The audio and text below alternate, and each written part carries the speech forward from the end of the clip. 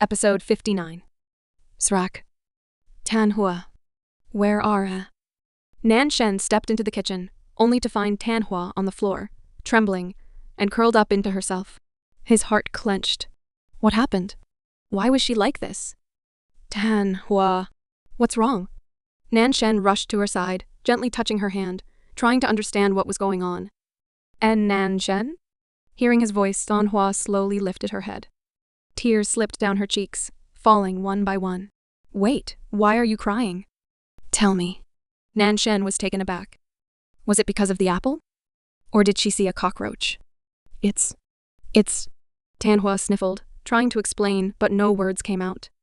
The image of the knife stabbing her leg kept replaying in her mind, over and over. It was scary. And it hurt. Nan Shen didn't know what to do. So, without a word, he lifted Tan Hua into his arms and carried her upstairs.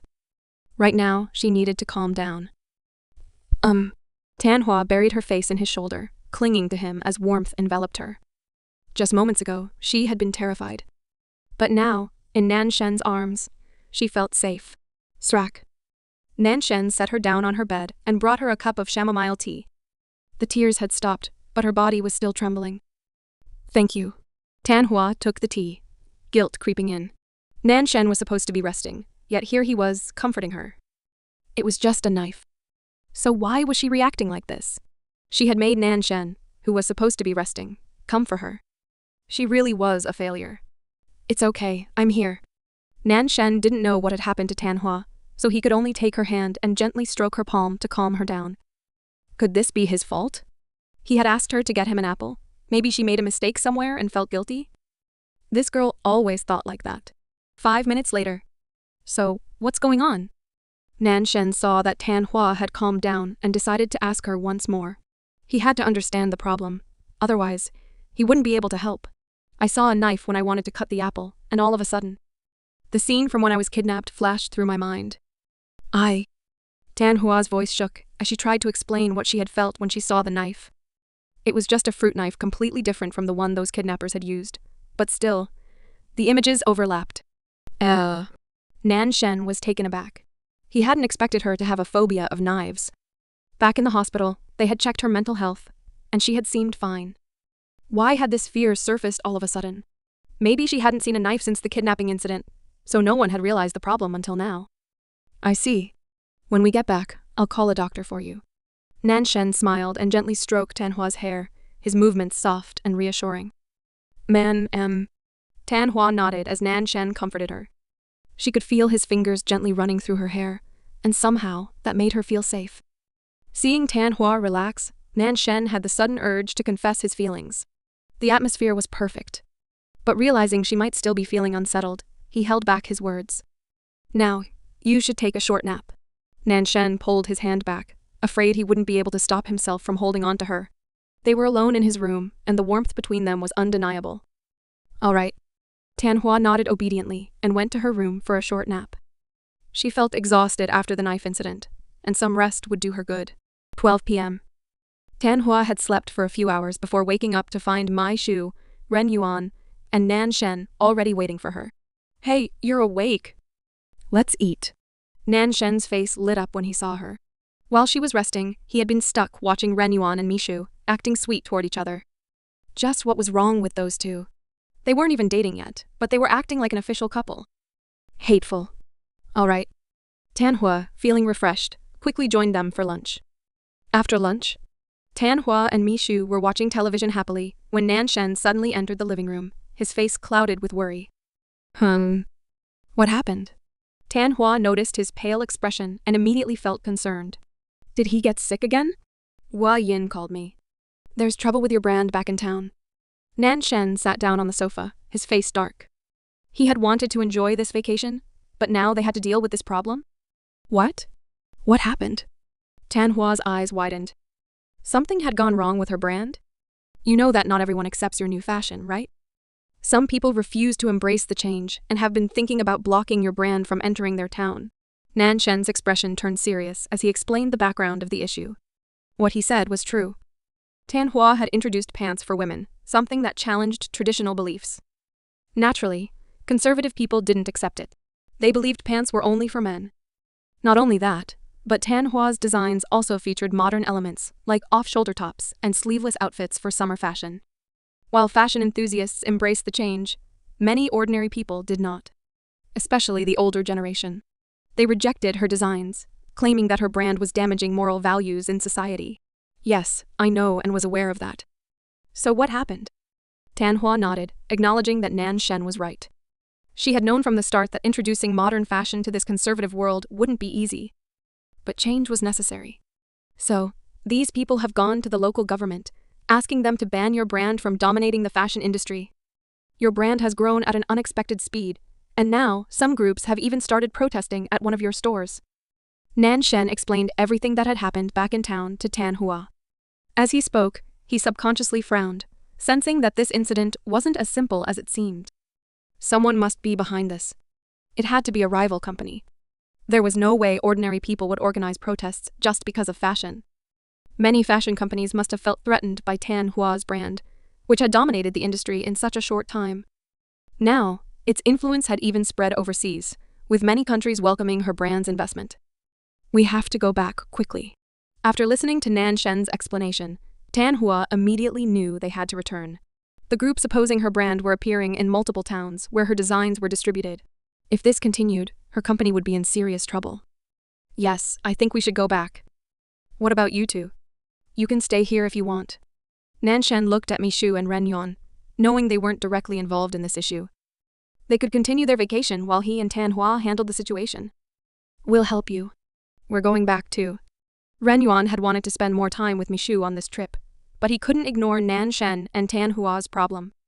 As their friend, he had to support them however he could. I see. Okay, I'll book the plane tickets now.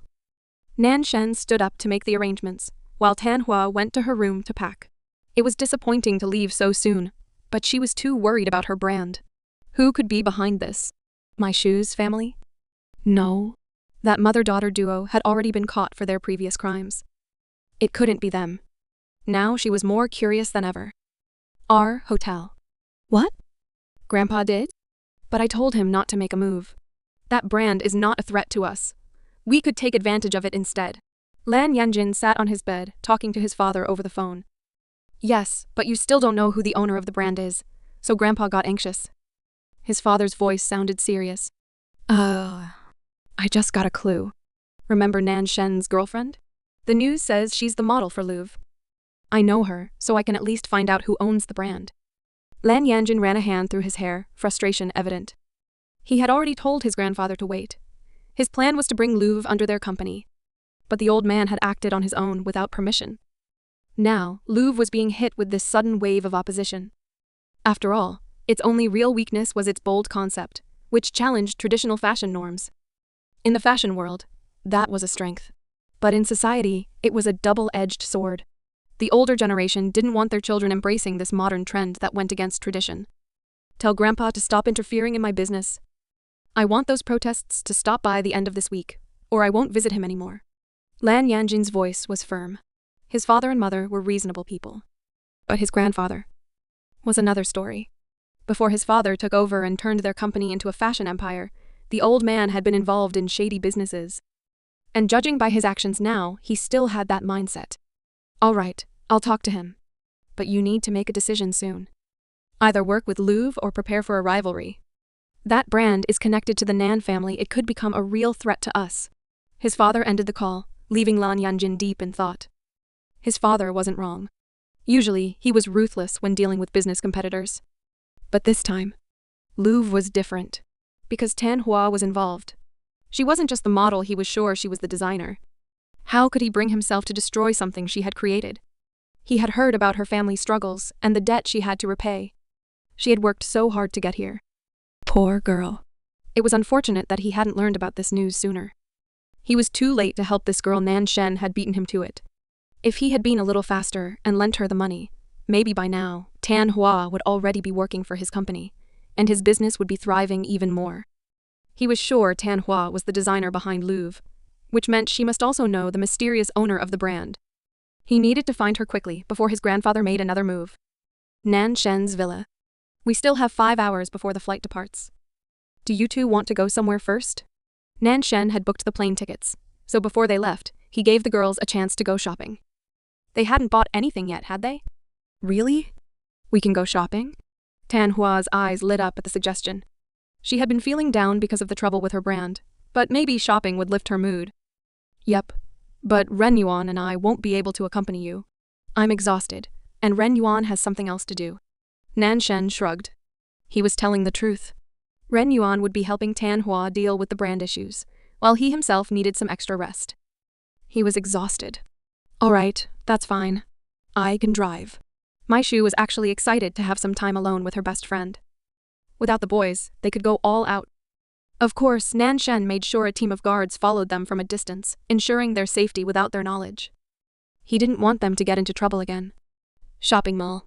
Tan Hua, this would look great on you. Let's buy this, and this.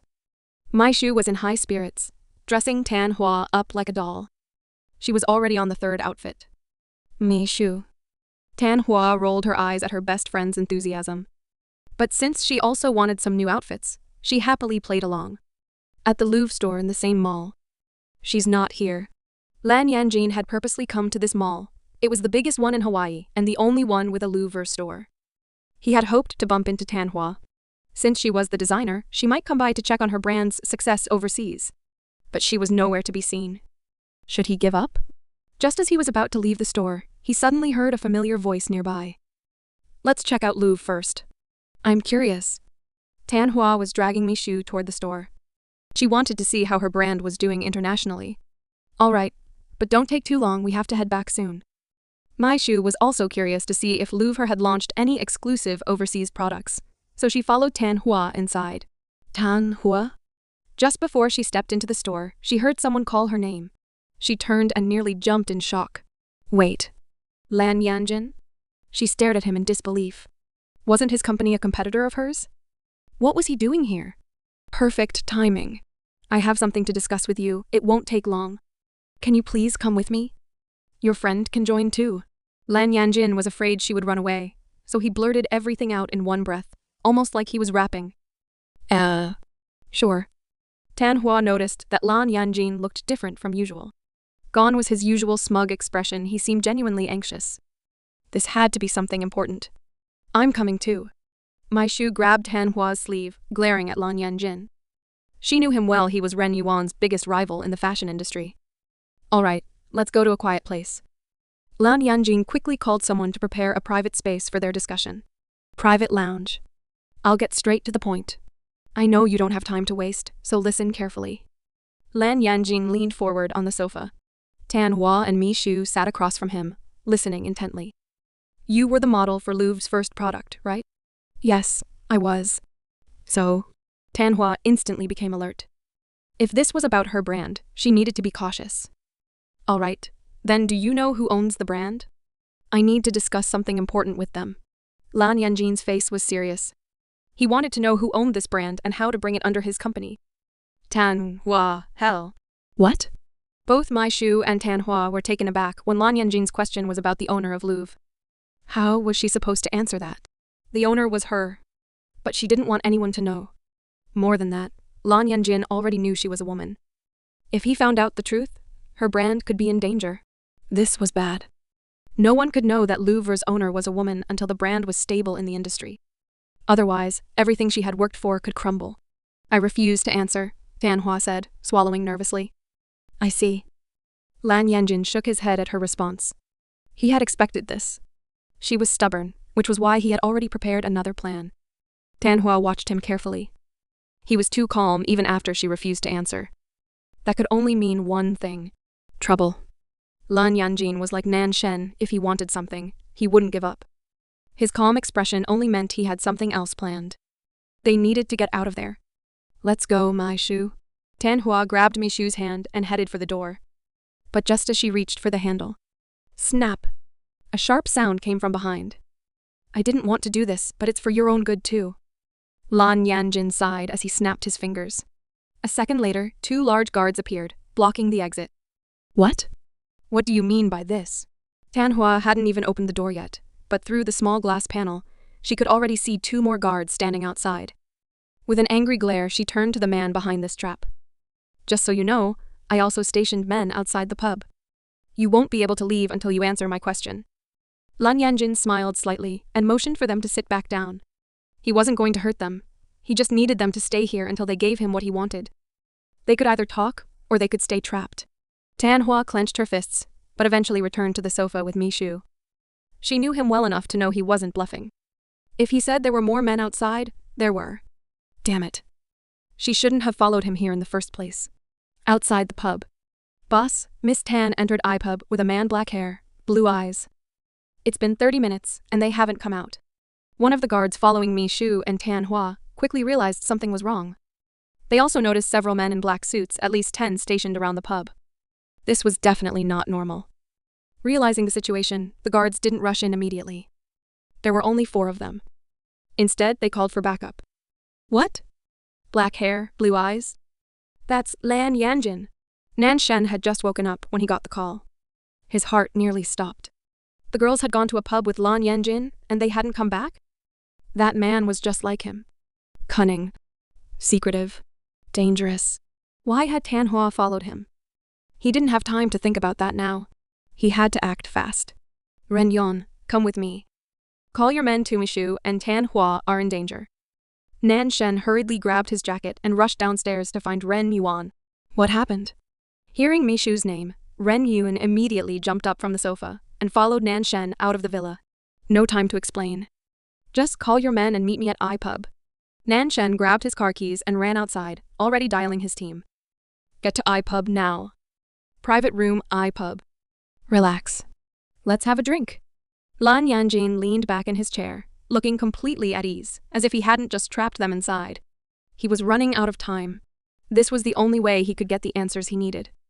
He was desperate. Tanhua narrowed her eyes, while Mi Shu clenched the hem of her dress. Lan Yanjin had prepared everything. They weren't getting out until he got what he wanted.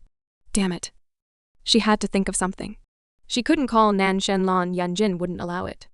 But her gut told her someone had already informed him. It would take 30 minutes to get here from the villa. If Nan Shen sped up, maybe 15 minutes. 15 minutes. Should they wait? Or act now? I know Nan Shen is going to come, so I really have to use harsh methods if you two don't cooperate. Seeing Tanhua remain silent and only stare at the drink on the table, Lan Yanjin harumphed. Did this girl think he was an idiot?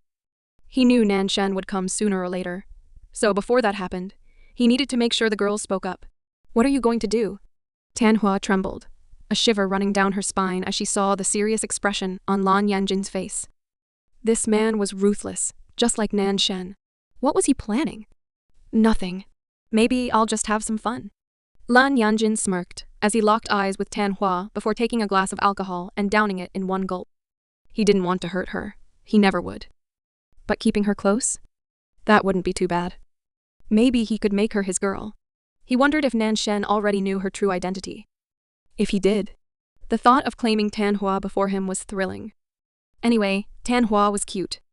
It wouldn't be a loss if he could win her over. Tanhua wasn't clueless. She saw the way Lan Yanjin looked at her and pieced together what he was thinking. She needed to get out of here. Lan Yanjin himself didn't realize how much Tanhua had already started to matter to him. His tastes were eerily similar to Nan Shen's, both drawn to people they could tease and challenge. And now, the person he wanted was right in front of him. How could he resist? Tanhua took a deep breath, quickly mapping out an escape plan. She just needed Mishu's cooperation. Let's just drink first. I'm thirsty. Tanhua suddenly moved from her seat, grabbed a glass of alcohol, and took small sips, startling both Mishu and Lan Yanjin. What was she doing? Even Lan Yanjin knew she couldn't handle alcohol well. He frowned, watching her sip it bit by bit. If she got drunk, escaping would be impossible. Unless... Never mind. If she got drunk, things would work in his favor. Tanhua, you. My Shu looked at her with concern, thinking she was panicking. But before she could say anything else, Tanhua leaned in and whispered a quick plan to her, making sure Lan Yanjin didn't notice. My Shu sighed and, understanding what Tanhua was up to, picked up a glass and drank as well. Lan Yanjin narrowed his eyes. Why were these two drinking at a time like this? He couldn't think of a reason, but he was never one to waste an opportunity. Srack. Suddenly, Lan Yanjin moved, taking a seat right next to Tanhua. Both girls froze. Tanhua knew this was bad. Oh no. This man really was like Nan Shen, completely shameless. But she had to endure it. This was her chance. Don't drink too much. Lan Yanjin's fingers lightly brushed against Tan Hua's cheek as he spoke, sending a wave of unease through her. Mishu was about to stand up and slap him, but Tan Hua shot her a warning glare, stopping her.